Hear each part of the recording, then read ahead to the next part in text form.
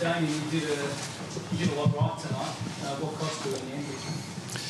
Yeah, probably I thought Sydney's intensity in the third quarter, I think it was 15 inside 50s to none at one stage, and probably held the damn wall for a little bit, but I think they got maybe 2 goals, which sort of broke the game.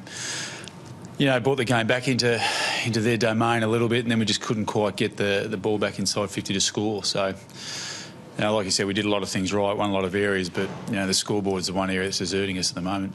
I mean, was the plan to be fairly instinctive and maintain the ball? Was that the plan going into? Yeah, that's how we play our best footy. You look at us last year, we played a similar brand. Sydney, to their credit, really brought a lot of heat, I think, early in that third. And the one thing about the Swans side, they bring a lot of pressure around the ball. There was a lot of tackles, a lot of rolling mauls tonight, which just kept going on and on and on. But I thought our guys stood up pretty well. We just weren't quite clean enough at the end when it counted. Do you think those last 2 goals were important just before half-time, just to swing the momentum? Yeah, they're both, have a drop mark, I think, inside the goal square. And the other one, I can't remember what it was. Might have been we kept the ball alive on the boundary line when we shouldn't have. And just mistakes we've got to get out of our game. We've been making them for too long, so we've just got to continue to train. That guys will get experience, but we just keep sides in games by making those poor errors. Do you feel for Alex Rance, who fought his hard out all night and has 4 goals? Yeah, I thought he won that battle. I thought it was brilliant. I know Buddy kicked 4 goals. I think 2 or something were from free kicks, but I thought it was an outstanding contest, real good one-on-one contest, and I thought Alex battled manfully. You spoke about the rolling balls. Was it a tough night for the umpires, do you think? Tough night for the umpires. Tough night for me. Look, it was tough because that's the thing, but they just got to ball the ball a lot quicker. End of the day, you can keep letting the ball go along, but it goes from one to the other, the other, the other. Just ball it up. Do you think it's possible for any umpire? How deal is it to umpire? Oh, listen. Well,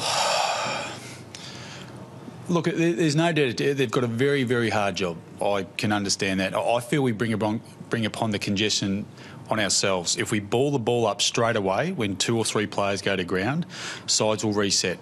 What happens is we hold our whistle, players from both ends then come in, then they throw it up straight away. So the players don't get an opportunity to go back. There's a simple solution. Very hard to umpire at the moment under the instructions they're given.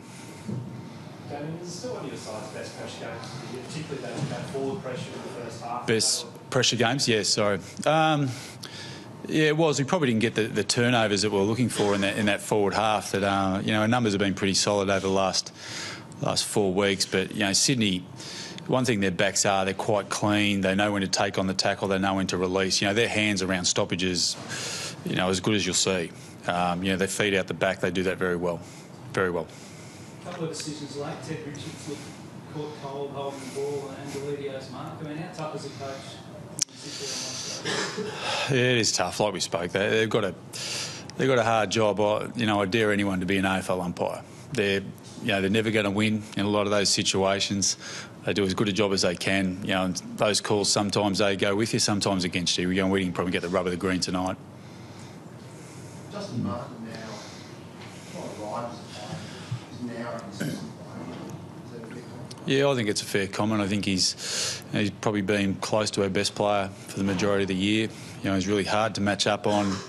We put him forward, put him in the midfield. He's capable of winning a lot of one-on-ones. So he's been an impressive player for us.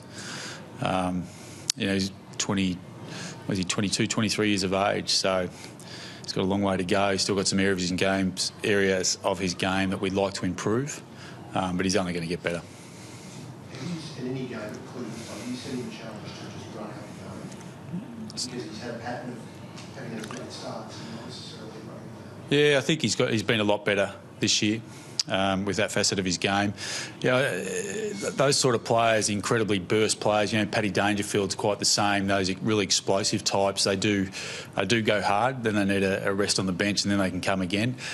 From a fatigue point of view, it's always going to hit those guys a little bit harder. But So his work rate from quarters 1 through 4 has definitely improved in that area. So At 3 and 10, do you change your selection policy a little bit now? Maybe build some kids through it? No, it's a good question. We'll still be able to win games. You know, we've had that time in our footy club. You've got to earn our jumper now. We're a better side than 3 and 10. The record would say otherwise, but you know, we're playing some footy at the moment that's going to knock some sides off. So we'll just get the best sides to play. Won't be packing up anyone. We'll just continue to try and win footy games because we owe it to our supporters. We owe it to our members to make sure we keep going because we're well short of where we need to be, and we want to make sure we earn the respect back of that group. Maybe speaking of supporters, were you disappointed with the crowd tonight? 34,000 Friday night. Where you are. Yeah, that's probably what it is. End of the day, you put in a 3 and 10 season. You're not going to get crowds, and we've got to make sure we start winning some games to get people back. You know, we like to think we play an exciting brand of footy. Probably tonight was more of a war of attrition, more so than anything else. But we've got to make sure we do ourselves a favour and win some games. Damien, you have to do something different in the forward line. I think it's 16 or more inside 50s in the second half for one goal. What do you need to do differently in there? Yeah, there's probably a couple of things. Look, you've got to give Sydney credit. Their backs are very good. They always reduce the scoring rate. Probably lacking that key forward at the moment. They can take a big mark. Funnily enough, there's not many of those around at the moment either. So, Jack was really dominant early. I thought probably faded out of the game. Aaron Edwards was a little bit the same, and Sean Hampson was a little bit the same. So our delivery inside 50 wasn't probably ideal from that point of view. So, Ty Vickery's back from suspension next week. Ben Griffiths we've lost for 3 with a hip flexor. So we've got some guys we think are capable of improving. They're just going to take some time.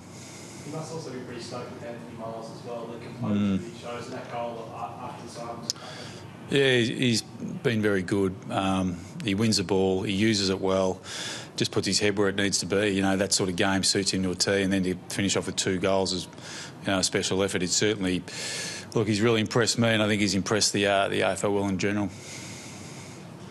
Thanks, guys. Sean? Yeah, I think he did. He just got it retaped. It was fine. He played out the game in the end, so I think we got through injury-free for a change, which is good. Thanks, guys.